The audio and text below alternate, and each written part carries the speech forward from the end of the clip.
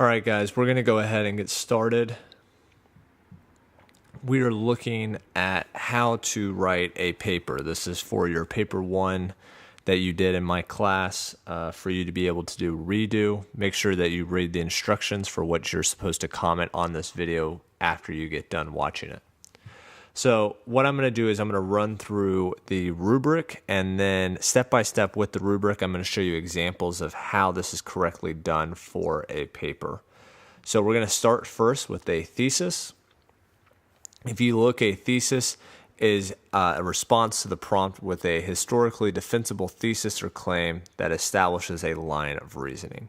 So what you have to do is you have to make sure that you're responding to the prompt, and you can't just restate the prompt. You actually have to create your own claim or your own belief. This can either be located in the introduction or conclusion. I think for simplicity, it would be best just to include it in both. So both put it in your introduction and your conclusion. So let me show you an example. For right now, we don't really worry too much about an opening paragraph. It can be really simple. The example says, although the Chesapeake and New England colonies were from the same era in Europe, the two colonial regions were fundamentally different. Essentially, what they just did there is they just took the prompt and reworded it. The highlighted part is going to be the claim or the thesis. Due to their respective purposes for being established, they each attracted different groups of people, which led to the formation of two complete distinct societies. This thesis is answering the question that the prompt wants answered, which is, why are the Chesapeake and the New England colonies, even though they were from the same part of Europe, why are they different? And this thesis is saying that they're different because of the purposes for why they were established. They attracted different groups of people, and that led to two distinct societies. So that is what a thesis looks like. Most of you guys got points for your thesis, so we're not going to spend too much time on it. Next, we have contextualization. Very few people got points for contextualization, so I want to spend a little bit more time talking about this. This is where you have to make the world a bigger place than just what was in the prompt. So it says, describe a broader historical context relevant to the prompt. Now, when you guys wrote this paper, you didn't know a whole lot of history, so this could have been a little bit difficult, because what you have to do is you have to take something from the prompt and you have to connect it to something else that is either before this or during this or after this question. So if you look at the example, what this person did is they began to talk about the literacy rate in the communities. And then they echoed that this can still be seen in the United States today because in the North, the literacy rate is higher than the South. So they took something from the very beginning of history and they were able to connect it to something today. Now, you don't have to always connect it to something modern. You can just connect this to something else that we talked about. So, for example, you could talk about today how the North and the South, how the colonies were different back then, that they continue to be different with like sectionalism or their economies with slavery in the South and the industrialization in the North. That would be connecting something from the colonial period, which is what this paper is on, and connecting it to something that we've talked about more recently with sectionalism. That also would get you your contextualization point. It's just making something that we're talking about in the prompt and connecting it to something else, something different. Now, for your rubric, for your evidence, there are three points that you can get. The first point and the second point are essentially the same, just in one part you have to use 3 documents, and the other point, to get the third or the second point, you have to use 6 documents. The last part is using additional pieces of evidence that are not in the documents to make it relevant to the prompt. And we're going to talk about how that third point is different than contextualization. All right. So I have a couple of different examples here. Everything that's highlighted in the blue is going to relate to this evidence piece. All right.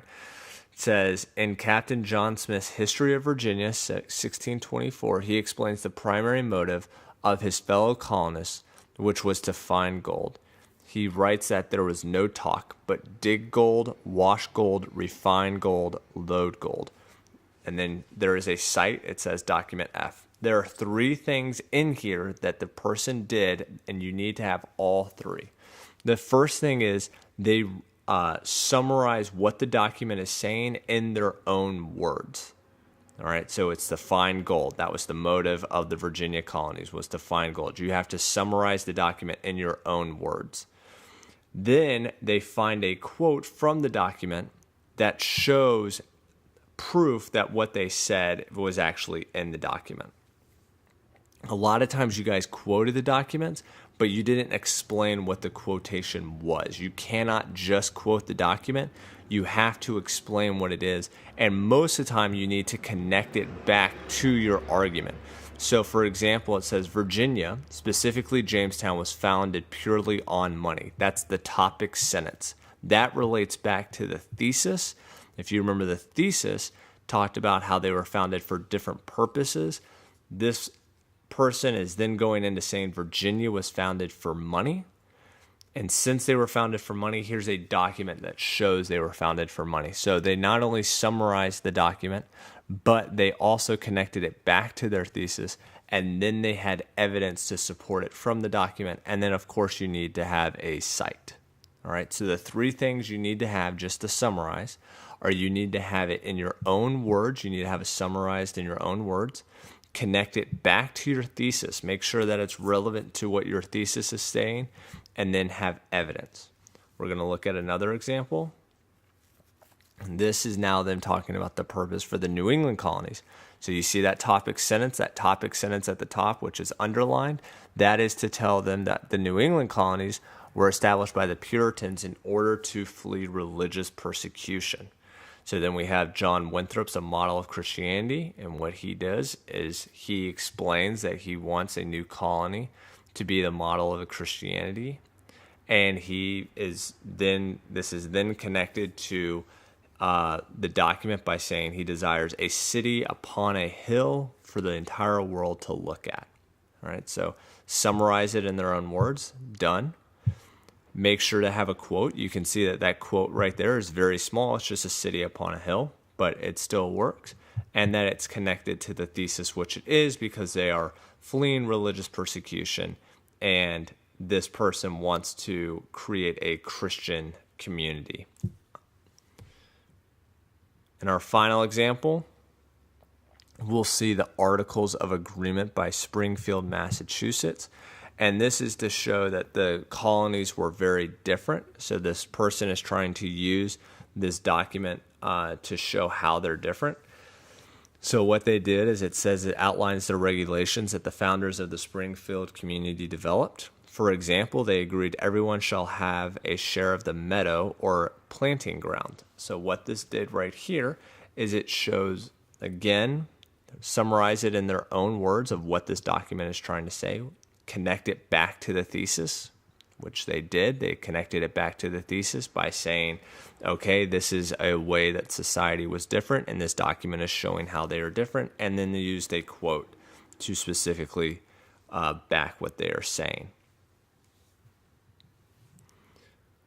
Now, how do we get this third point in our evidence? And this third point in our evidence is you need to use at least one piece of additional evidence to that's not found in the documents that's relevant to the argument. So if you look back at this first document, this first example that we just did, you'll see something in gray below. And it says, if any gold was actually found, it would have belonged to England due to the fact that, and it cuts off, but it goes into talking about the mercantilistic policies. So you want this additional evidence. There's nothing that talks about mercantilism in any of the documents, but we know that mercantilism existed for the colonies. Again, mercantilism was the idea that the colonies were essentially designed to make money for England. And so this person is taking the concept of mercantilism and it just added something in there.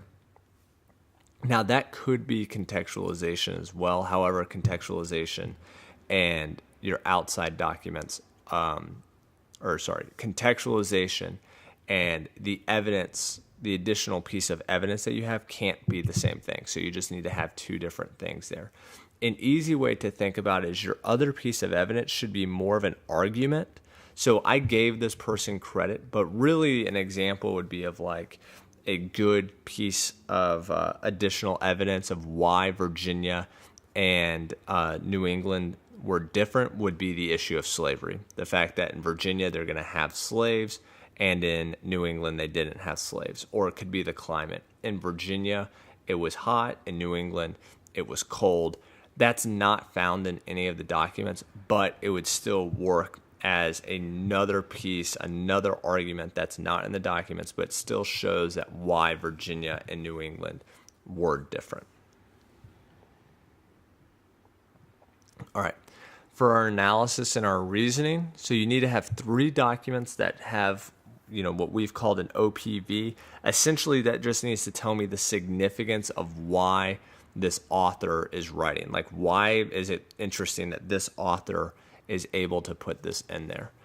So if we look at our examples, we've already gone through these documents. Now we're just going to look at the highlighted green part, and this green part is giving us the valuable insight.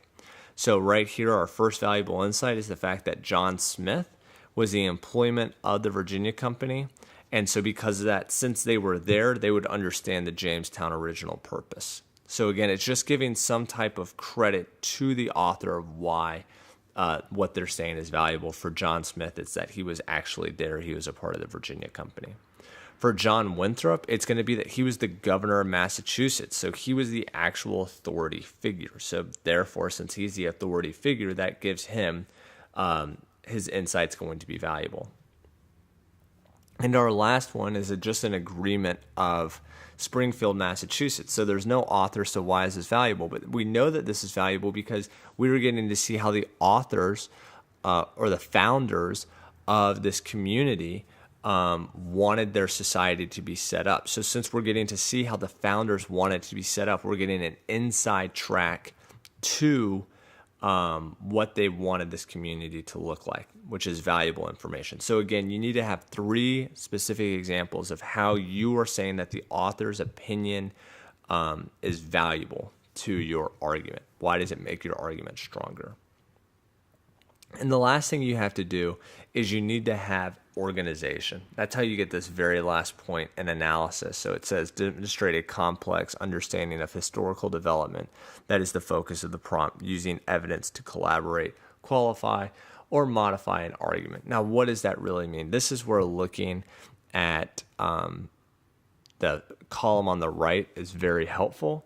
So what that really means is that we need to be able to go back and forth and talk about the nuances or the multiple variables. So most of the time we're doing this because you guys aren't just talking about one thing that was different in the colonies. You're talking about multiple things that were different in the colonies.